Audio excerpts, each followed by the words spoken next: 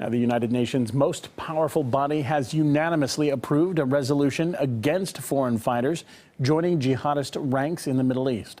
A few hours before the special meeting of the Security Council was called, American President Barack Obama addressed the General Assembly defending the U.S.-led military campaign against militants in Syria and Iraq, actions that the UN did not authorize. RT's Anastasia Churkina has more.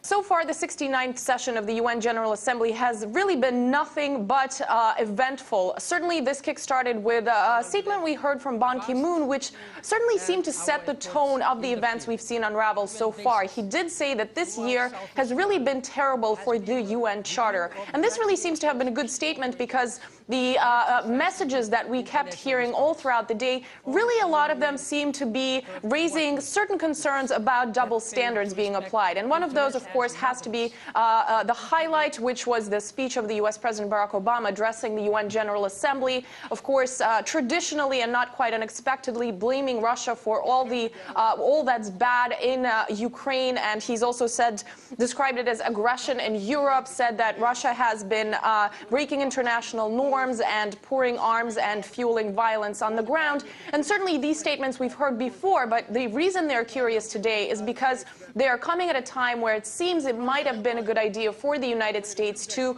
look in the mirror, especially considering that these statements are made while airstrikes over Syria without its approval are continuing on and on.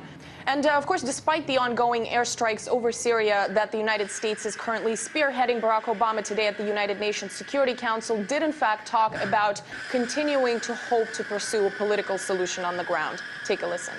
Even as we are unrelenting against terrorists who threaten our people, we must redouble our work to address the conditions. The repression, the lack of opportunity, too often the hopelessness that can make some individuals more susceptible to appeals to extremism and violence.